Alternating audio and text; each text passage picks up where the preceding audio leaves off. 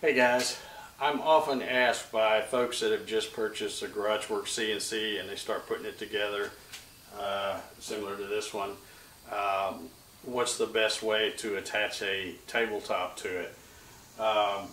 There's a lot of different ways, but I think I've shown this before in a previous video, but I thought I would kind of do another quick video again and maybe explain it in a little more detail because I've had some folks ask me here recently. What I like to use is some good quality plywood.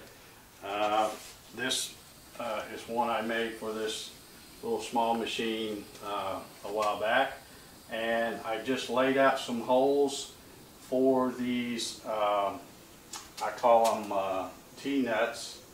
They're from McMaster-Carr, and I will have the McMaster-Carr part number somewhere in the video, and probably a link as well in the video description, because I know there's some confusions when I say 1/4-20 T-nuts. I think some folks are buying the wrong ones because they say, well, they're going to fall out. You have to take a couple of screws and put beside them here to hold them in, and that's not the case with these if you do it correctly. These are 1/4-20. These have the barbs on the barrel of the T-nut, and I'll zoom in and get a close-up of this so you can see. And I think the ones somebody else may be buying are the ones that have the prongs on the flange of the T-nut, and those will work loose and fall out. But these, for 1/4-20, they call out to drill a 5/16 hole, which is .3125 for you decimal guys, and you have to use a hammer to knock these in. You're not going to just push them in, and they're not going to fall out if you put the right size hole. So I just wanted to point that out. And so you can see I've just kind of laid out a grid here. This is a small table, so I didn't put a whole lot of them in there. And by the way, the current price for these as of today is $10.46 for a pack of 50 from McMaster-Carr. So, you know, for about 21 cents a piece you can put these in, which makes it a pretty inexpensive way to create a way to hold stuff down. Now, as far as attaching the table to the GarageWorX frame, you see I've got these little, I don't know, I just call them cams because they kind of look like a cam lobe type thing. You know, I just cut up a bunch of these. I put the same 5/16 hole for the T-nut in there, and then I used a 1.25 inch long 1/4-20 screw. And basically you can just get them started, you know, just leave them where they're very loose and just hold it up like this and get them all pointed down, and then you can just kind of slide the table in place here and get it situated the way you want. And then as you take your Phillips screwdriver and turn these, what happens is that little cam swings around and catches the side of the frame, that channel. It catches the flange there, and you can just tighten it up. And you do that all over. Now this particular table, since it's so small, I've just got 3 on each side because it's not really that wide. On the larger ones, you know, like for example that one over there, the 36x24, it's also got a center channel running down the center, so I put holes there, you know, so that I can catch that flange on that channel as well. And on the 4x4, it's got 2 center channels. It's got 1 on each side, and you know, about evenly spaced. So you know, you want to put more of those little cams in there so that when you tighten it down, it'll pull that tabletop down flat.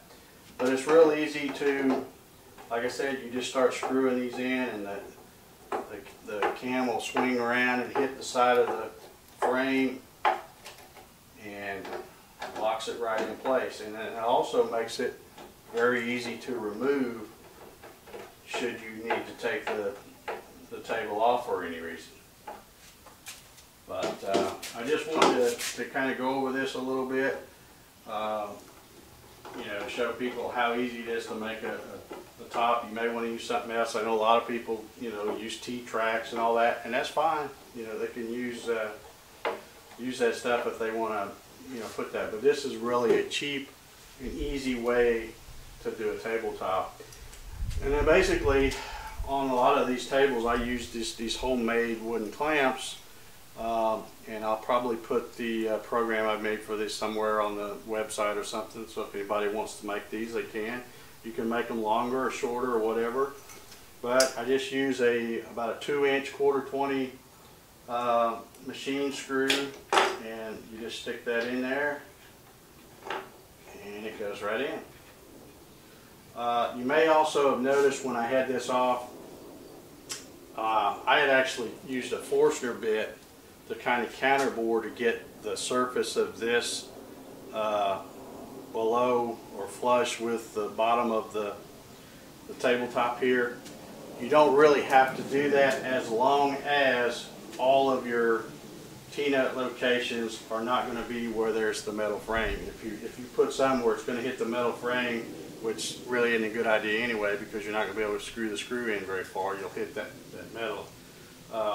But that will make the table stick up and not set flat. So, as long as you don't put your holes in line with where there's a channel, you don't have to do that counterbore.